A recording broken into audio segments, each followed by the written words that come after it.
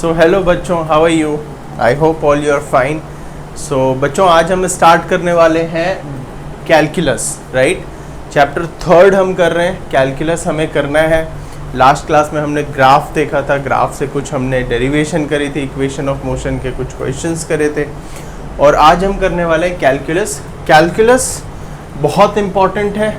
जैसे कि मैंने आपको पहले बताया था, बेसिक मैथ्स के 4 part, trigonometry, calculus, graph and vectors, 4 parts जो हैं वो फिज़िक्स में हर जगह हमें यूज़फुल है, राइट। सो इस चैप्टर में इसका ये यूज़ है। डिफरेंशियल कैलकुलस और इंटीग्रल कैलकुलस से हम instantaneous velocity, acceleration, displacement find out करते हैं, राइट। और इंटीग्रल कैलकुलस का एक और यूज़ है, इक्वेशन ऑफ मोशन डिराइव करते हैं with the help of differential and integral calculus. तो ये 2 यूजेस इस चैप्टर में है। अदरवाइज इनके यूजेस हर चैप्टर में आपको कहीं ना कहीं होंगे। तो I hope it is very important to discuss this one. ये क्या चीज़ है, इसका एप्लीकेशन क्या है, राइट, ये हम समझते हैं। This is a basically mathematical tool जो हमारे सॉल्यूशन को या हमारे कैलकुलेशन को इजी करता है, राइट। सो कैलकुलस के बाद फिज़िक्स में बहुत आसानी से हम चीज़ों को डिराइव कर सकते हैं या अचीव कर सकते हैं। सो सबसे पहले हम बात करते हैं डिफरेंशियल कैलकुलस। तो डिफरेंशियल मतलब डिफरेंशियल कैलकुलस। तो as a name suggest, difference and divide, difference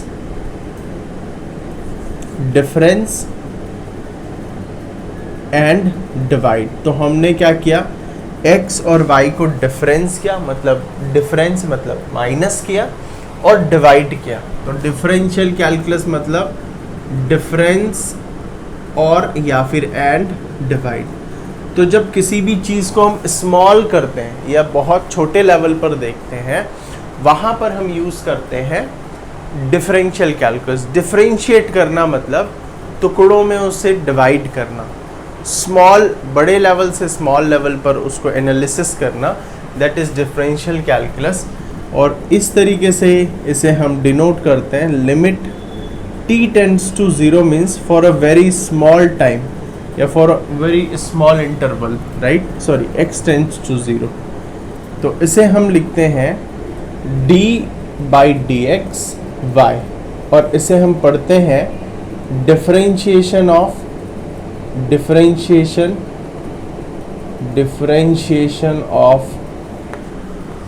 y with respect to x. Differentiation of y with respect to x. This is how we pronounce that. Differentiation of y with respect to x. Differentiation of y with respect to x. Okay. So ये है differentiation. अब इसका use क्या है वो हम समझ लेते हैं पहले थोड़ा सा। जैसे फॉर एग्ज़ाम्पल मेरे पास है नॉन यूनिफॉर्म मोशन। तो नॉन यूनिफॉर्म मोशन का जो ग्राफ है, पोजीशन टाइम ग्राफ कह लो आप, वो कुछ इस तरीके से होता है। यूनिफॉर्म मोशन के लिए तो पोजीशन टाइम ग्राफ ये होता है।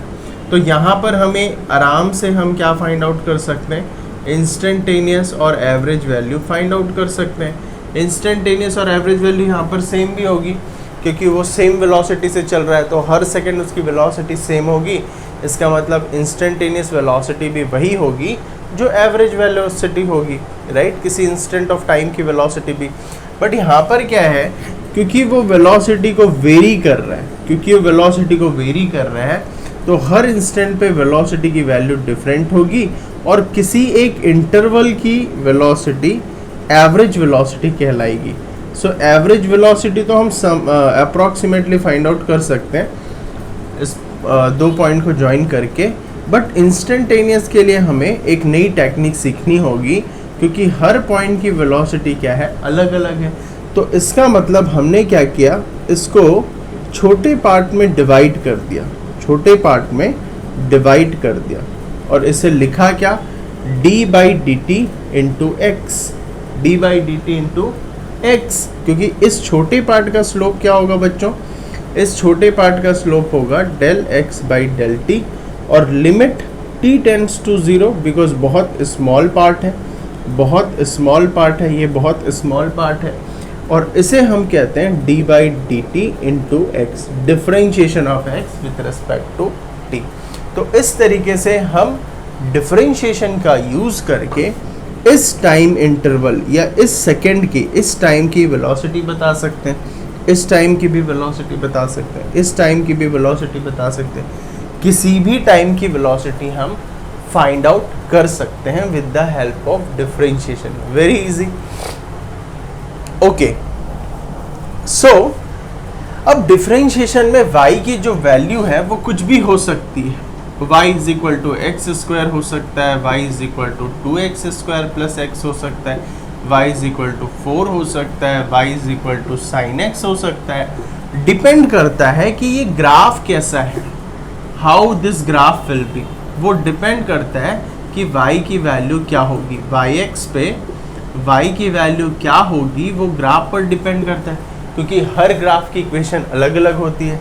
सिमिलरली जो पोजीशन है उसकी वैल्यू क्या होगी, whether it is T square, whether it is 80 square, whether it is 4t plus T cube, वो क्या होगी, वो डिपेंड करता है कि मोशन कैसा है और ग्राफ कैसा बन रहा है उस मोशन का। क्योंकि हमें पता है नॉन यूनिफॉर्म मोशन का जो ग्राफ है वो नॉन यूनिफॉर्म या इर्रेगुलर होता है, यूनिफॉर्म का स्ट्रेट लाइन होता है। तो इर्रेगुलर डिपेंड कुछ भी हो सकता है, राइट, डिपेंड कर रहा है कि हम गाड़ी कैसे चला रहे हैं, स्पीड हमारी कैसी चेंज हो रही है। तो y की वैल्यू या फिर x की वैल्यू अगर हम t के रेस्पेक्ट में बात करें कुछ भी हो सकता है। तो इसलिए हमें कुछ डिफरेंशिएशन जनरली याद रखने होंगे कि इस फॉर्म का डिफरेंशिएशन की वैल्यू ये होती है, इस फॉर्म की डिफरेंशिएशन की वैल्यू ये होती है, और इस फॉर्म की डिफरेंशिएशन की वैल्यू ये होती है।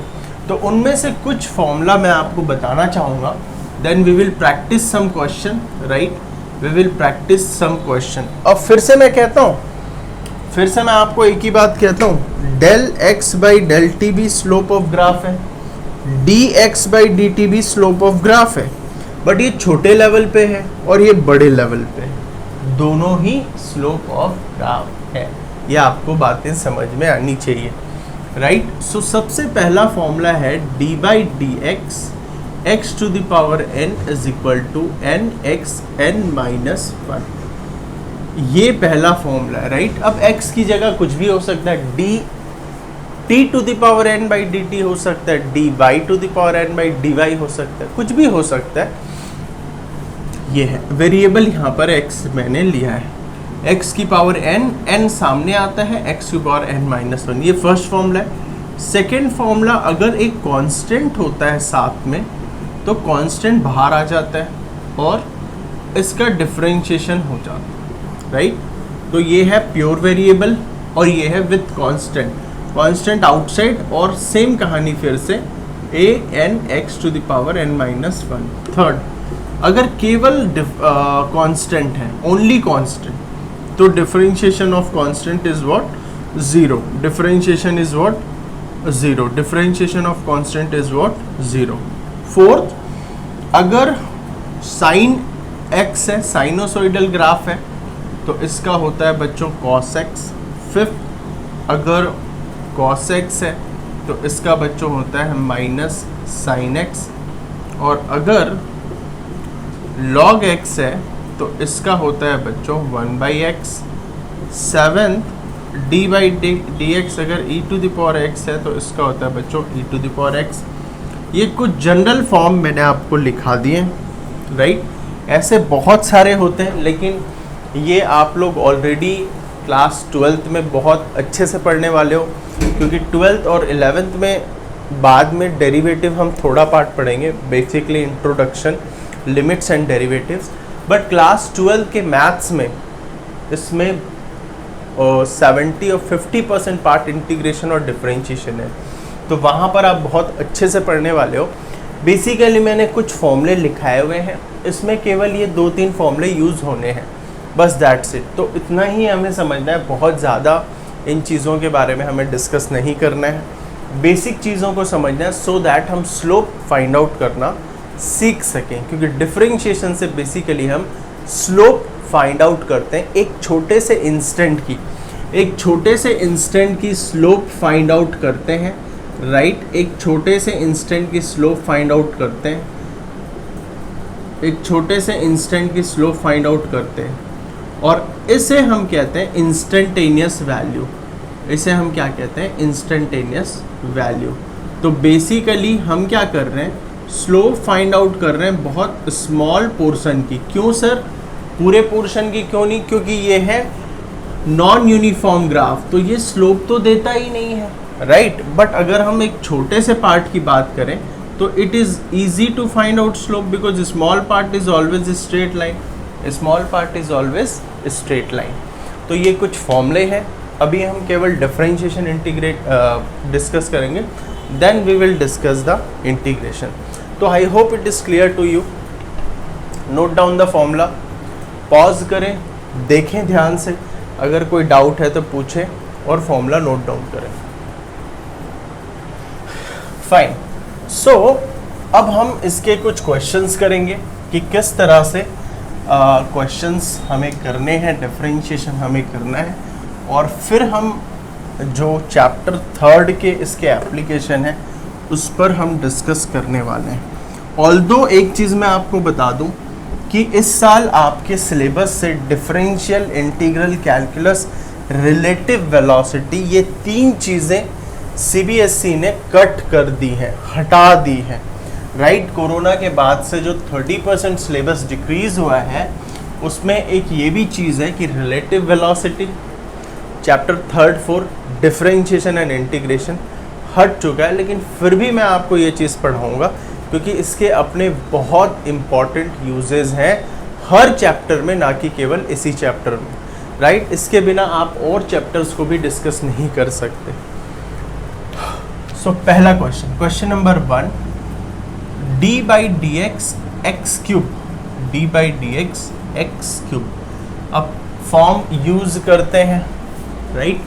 तो मैंने एक फॉर्म लिखाया d/dx x to the power n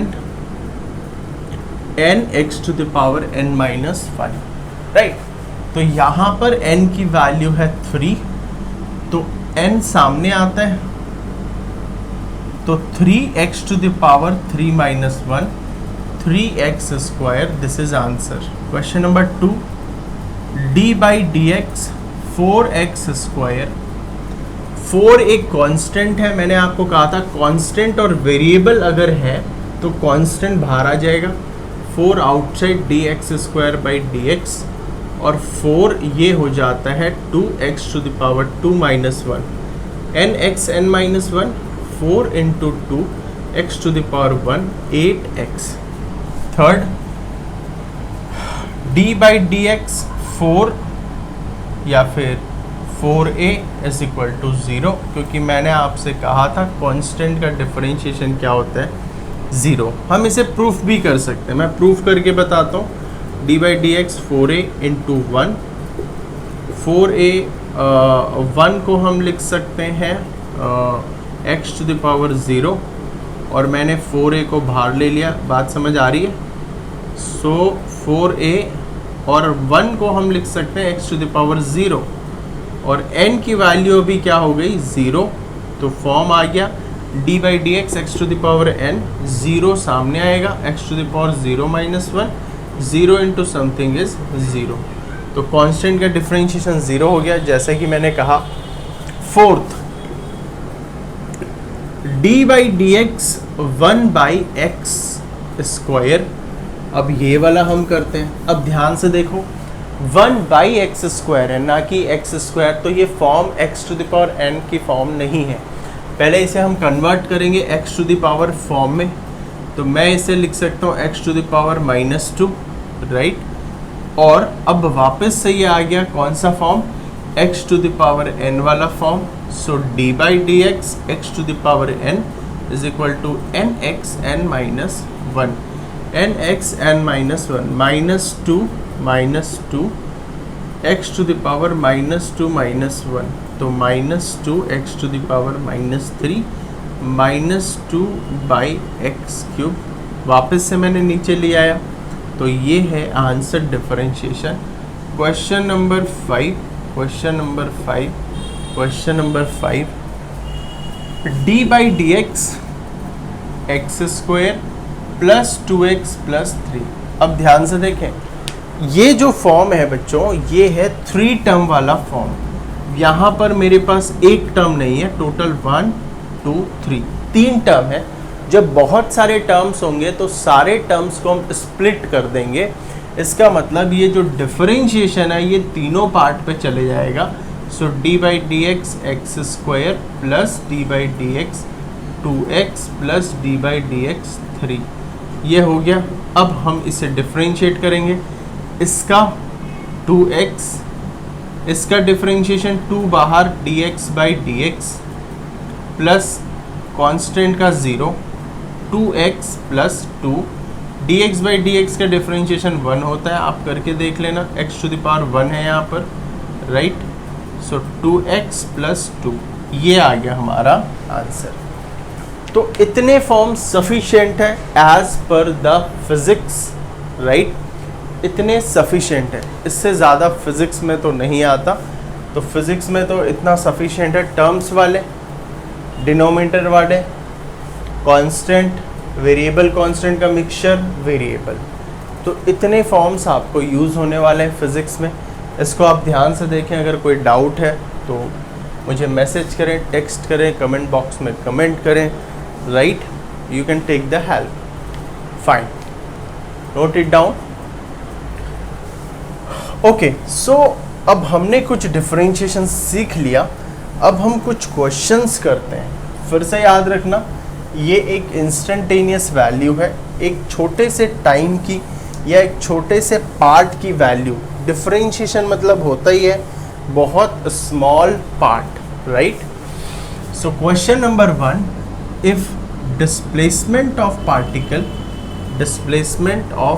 particle is given by 2t square plus 4t plus 4t, find the velocity instantaneous, है ना, वेलोसिटी में लिखता हूँ, velocity and acceleration at t is equal to 1 second. अब ध्यान से देखिएगा, क्वेश्चन को समझना। देखो, पहली बात तो जो डिस्प्लेसमेंट है वो फिक्स्ड नहीं है, वो है टाइम डिपेंडेंट। और टाइम डिपेंडेंट डिस्प्लेसमेंट मतलब नॉन यूनिफॉर्म मोशन, क्योंकि यहाँ पर क्वाड्रेटिक इक्वेशन है, square is always non uniform, right. अगर ये नॉन यूनिफॉर्म डिस्प्लेसमेंट है, इसका मतलब पार्टिकल नॉन यूनिफॉर्म मोशन में है। नॉन यूनिफॉर्म मोशन में हमारे पास दो चीज़ें होती है, एवरेज या फिर instantaneous.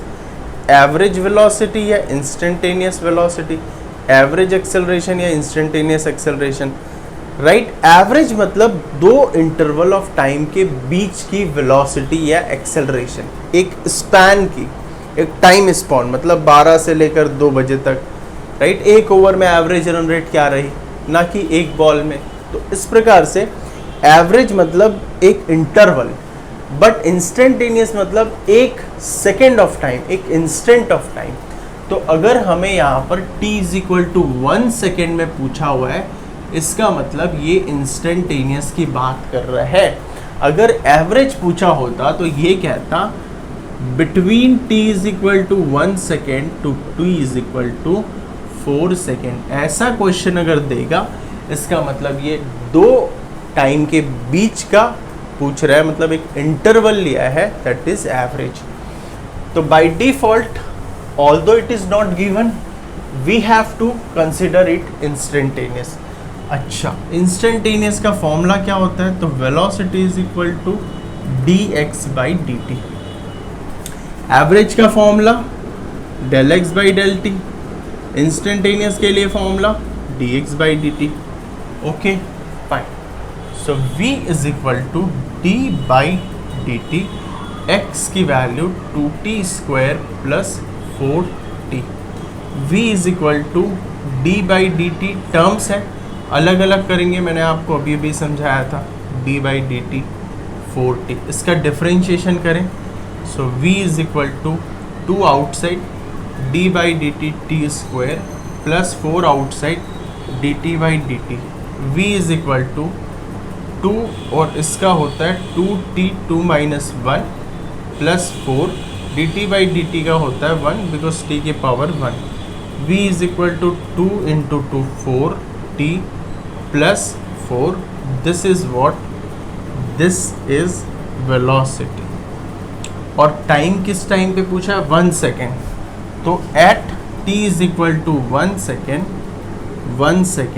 what is the value of v, 4 into 1 plus 4, v is equal to 4 plus 4, v is equal to 8 meter per second.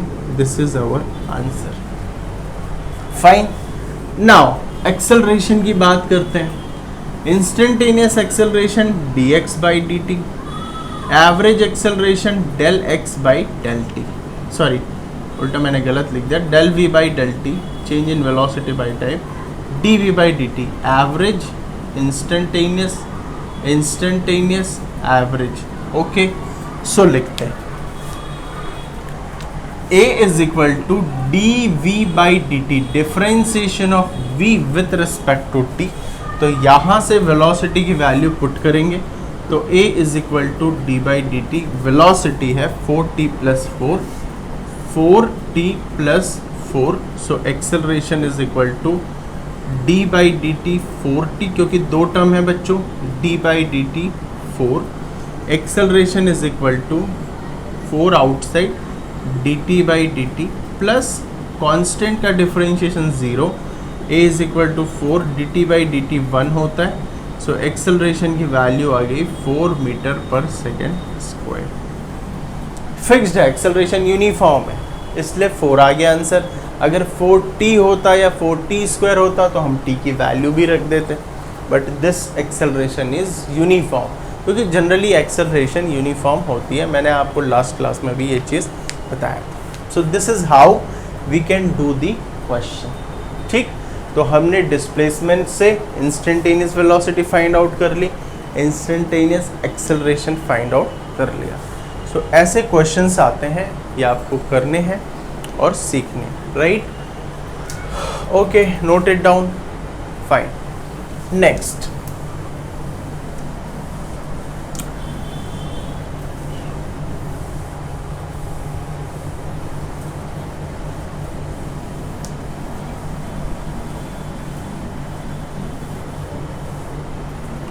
Next question है, if equation of straight line is given by 2y plus 3x minus 5 is equal to 0, find slope of line। Slope हमें बताना है, तो slope क्या होता है बच्चों, dy by dx। तो एक काम करते हैं, इस इक्वेशन को y के रेस्पेक्ट में डिफरेंशिएट कर देते हैं, तो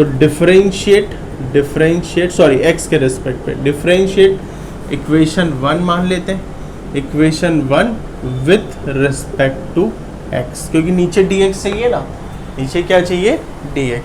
सो 2y d by dx plus 3x minus 5 is equal to d by dx 0, terms है 2y dy by dx plus तीनों को मिलेगा d by dx 3x minus d by dy 5 is equal to 0, ये differentiation 2 constant dy by dx plus 3 constant dx by dx minus 0, so 2 dy by dx plus 3 dx by dx 1 is equal to 0, so dy by dx is equal to minus 3 by 2 answer. ये आ गया हमारा slope. ऐसे आपको questions बनाने, differentiation का use करना है। सो this is all about differentiation, okay. Now we will discuss integral calculus. Now we will discuss integral calculus. So I hope it is clear to you.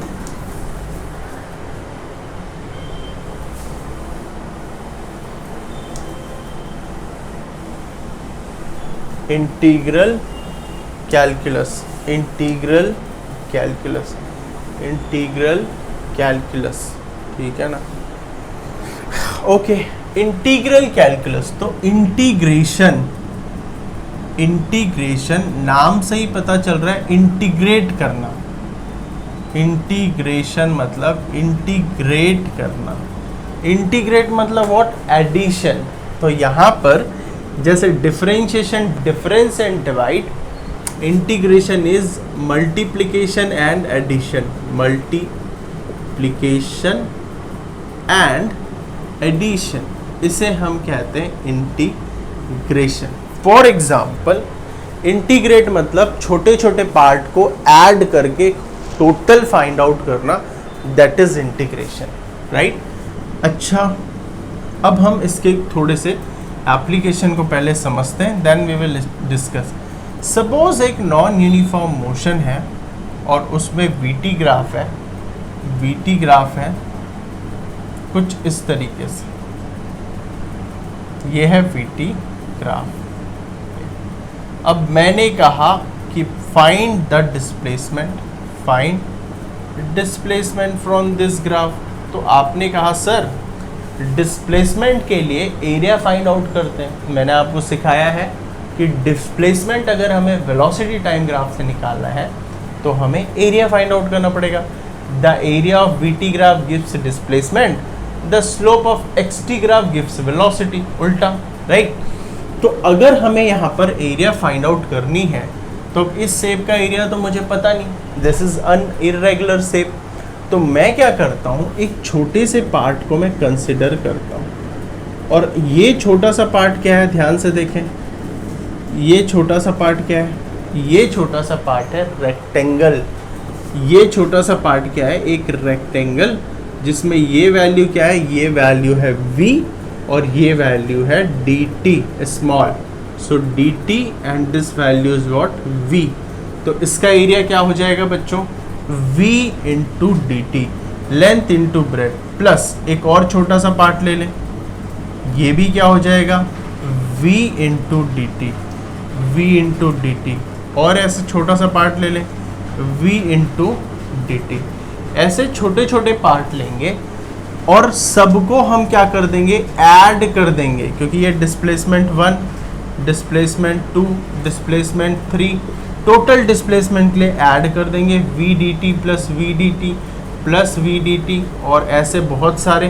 तो summation of v d t, summation of v d t, और इसे ही हम क्या कहते हैं, integration. तो इस तरीके से हम क्या फाइंड आउट कर सकते हैं, डिस्प्लेसमेंट फाइंड आउट कर सकते हैं। This is the application of integration. तो इंटीग्रेशन कैसे लिखते हैं, integration of y with respect to x, ये हम ऐसे लिखते हैं, और इसे पढ़ते क्या है, इंटीग्रेशन ऑफ y, ये जो सांप जैसा दिख रहा है ना, ये इंटीग्रेशन का सिंबल है, और ये विथ रिस्पेक्ट टू है, variable, integration of y with respect to x। याद रखना वेरिएबल हमेशा ये होगा, यहाँ पर वेरिएबल क्या है, यहाँ पर वेरिएबल क्या है, x है, यहाँ पर वेरिएबल क्या है, x है। ये जो चीज़ है ना, ये वेरिएबल को डिनोट करती है। इसका मतलब y किसका फंक्शन होगा, y is a function of x, y पे x होना चाहिए, बिकॉज x वेरिएबल है। ये जनरल फॉर्म है इंटीग्रेशन का। इंटीग्रेशन 2 टाइप्स के होते हैं बच्चों, डेफिनेट इंटीग्रल और indefinite integral. Definite integral, integral, और इनडेफिनेट, इनडेफिनेट और डेफिनेट इंटीग्रल में फ़र्क बस इतना है, डेफिनेट इंटीग्रल मतलब इसकी एक लिमिट है कि 0 से लेकर 20 सेकेंड, एक लिमिट हमने दे दी। तो इंटीग्रेशन 0 to 20 y dt या y dx, ये डेफिनेट है। एक लिमिट हमने दे दी लोअर और अपर, लोअर लिमिट 0, अपर लिमिट 20, ये 10 से 20 भी हो सकता था, एक लिमिट दे दी। और इनडेफिनेट मतलब कोई लिमिट नहीं है, अनलिमिटेड, तो इसे हम कहते हैं indefinite integral, indefinite integral. Okay, so this is a two part of integration.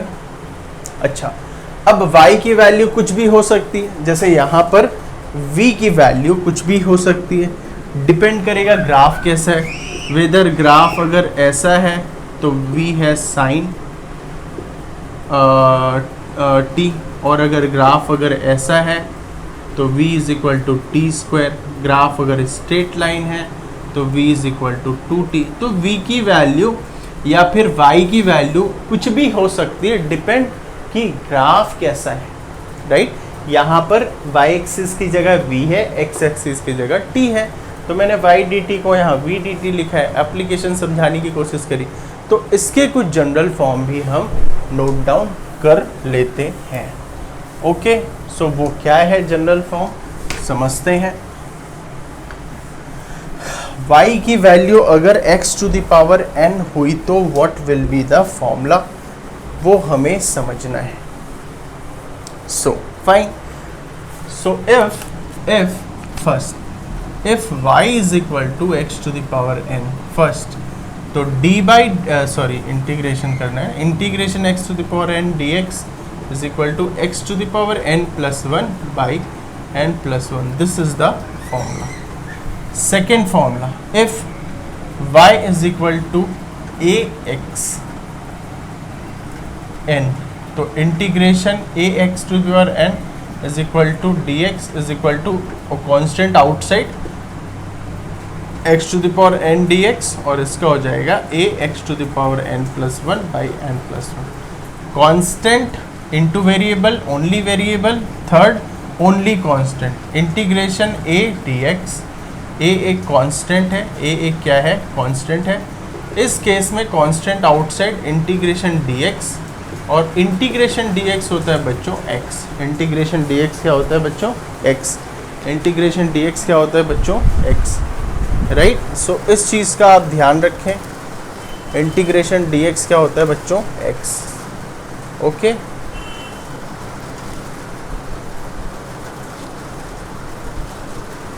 Okay fine, integration dx is equal to x, तो यहाँ पर आंसर क्या आ गया, ax। फिर है fourth, integration sine x is equal to minus cos x, और fifth integration cos x is equal to is equal to sine x।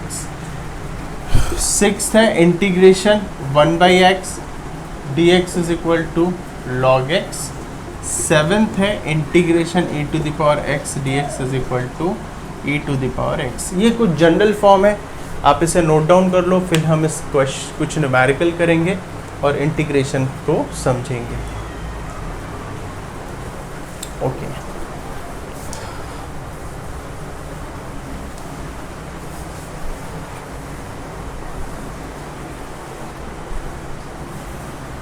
Okay, सो मैं फिर से कहता हूँ, अगर आप बोर्ड एग्ज़ाम की तैयारी कर रहे हैं या 11th क्लास है आपका, तो आप ऑब्वियसली होम एग्ज़ाम की तैयारी कर रहे हैं, हमेशा सिलेबस को कंसर्न करके पढ़ें। एक्स्ट्रा चीज़ें आपको पढ़ाई जा रही क्योंकि वो आगे पीछे काम आती है, बट इस चैप्टर में उससे रिलेटेड क्वेश्चन नहीं आता है, right. Question number 1, integration x to the power 2 dx की वैल्यू फाइंड आउट करो।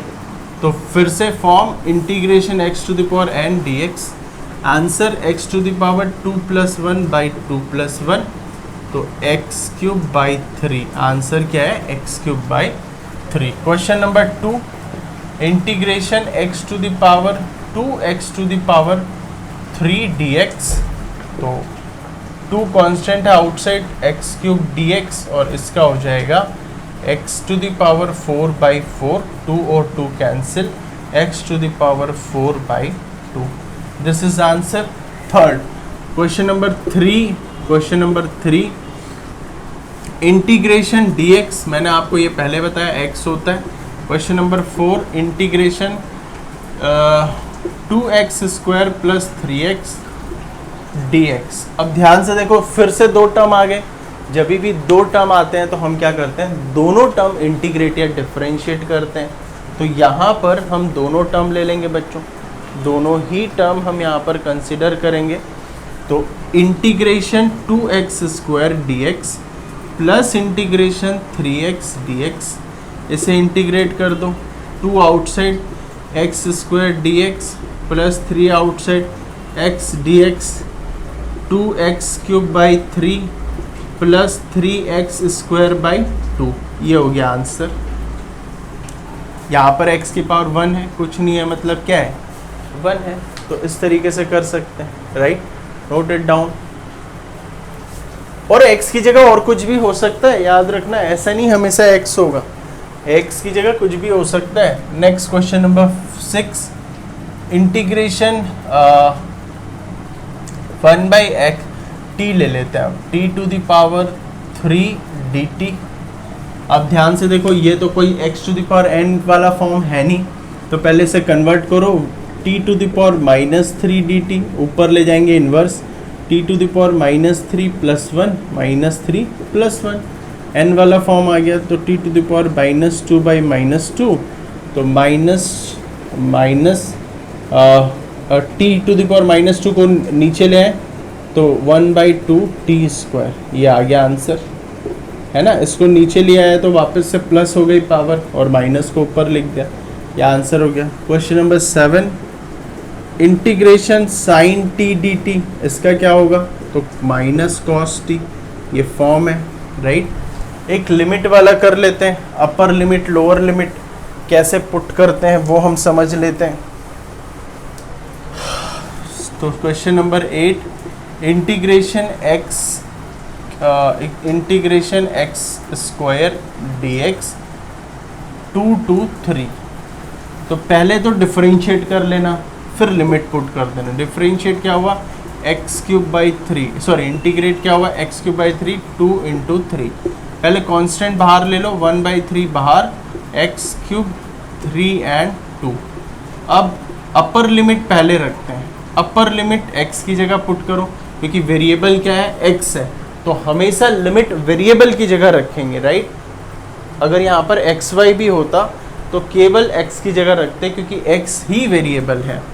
तो 3 रखेंगे, 3³ माइनस, और फिर से x की जगह लोअर लिमिट रखेंगे, तो 2³, तो ये हो गया 1/3, और ये हो गया 27 - 8, सो 1/3, और this will become 19, so answer 19/3।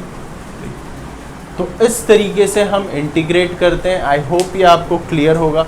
सो आज की क्लास में हमने क्या पढ़ा, इंटीग्रेशन और डिफरेंशिएशन। कुछ हमने बेसिक्स क्वेश्चन के, एक मैं क्वेश्चन और कराना चाहूँगा, application question. If velocity is given by v is equal to 2t² plus 1, find displacement। अब हमें डिस्प्लेसमेंट फाइंड आउट करनी है, और वेलोसिटी गिवन है, और वेलोसिटी क्या है, गिवन है। डिस्प्लेसमेंट फाइंड आउट करनी है, और वेलोसिटी क्या है बच्चों, गिवन है। वेलोसिटी क्या है, गिवन है, और हमें फाइंड आउट करनी है डिस्प्लेसमेंट। हमें क्या फाइंड आउट करनी है, डिस्प्लेसमेंट, ठीक है ना। सो करते हैं ट्राई, किस तरीके से हम फाइंड आउट करते हैं, लेट्स सी।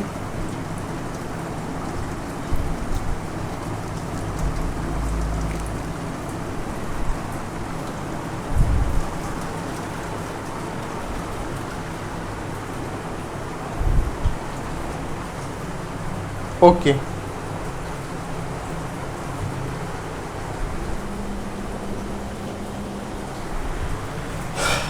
तो v इज इक्वल टू होता है बच्चों dx/dt। हमें फाइंड आउट करना है x, तो dx is equal to v dt।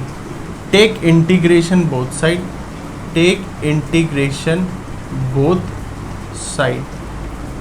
और यहाँ पर लिख लो at t is equal to 1 second 1 second. So integration dx is equal to integration v dt। Integration dx होता है बच्चों x, इंटीग्रेशन v की वैल्यू है 2t स्क्वायर प्लस 1 dt, और x is equal to integration 2t square dt, क्योंकि दो term है तो दोनों का करेंगे। x is equal to 2t square का होता है t cube by 3 plus t, और यहाँ से हमें फाइंड आउट करनी है at t is equal to 1 second. तो x is equal to 2 into 1 cube by 3 plus 1, तो it is equal to 2 by 3 plus 1, it is equal to 5 by 3 metre. तो velocity की डिस्प्लेसमेंट की वैल्यू क्या आ गई 5 बाई 3 मीटर। तो that is how we can use in our subject this integration. ऐसे इसके बहुत सारे क्वेश्चन बन सकते हैं, मैंने आपको एक एग्जांपल बताया। So we had done with integration and differentiation. आप अच्छे से पढ़ें, क्वेश्चंस करें, ज़्यादा क्वेश्चन नहीं आते बट कुछ क्वेश्चंस ऐसे घुमा कर देते हैं। अभी ये चैप्टर 5-6 में भी वर्क डन, इम्पल्स, सब चीज़ों में ये यूज़ होने वाला है, इसलिए इसको वेल प्रैक्टिस करें। और नेक्स्ट क्लास में हम कैलकुलस मेथड से इक्वेशन ऑफ मोशन की डेरिवेशन करेंगे और रिलेटिव वेलोसिटी पढ़ेंगे। ऑल्दो मैं आपको बताना देना चाहूँगा आपका चैप्टर 3 का syllabus as per CBSE complete हो चुका है।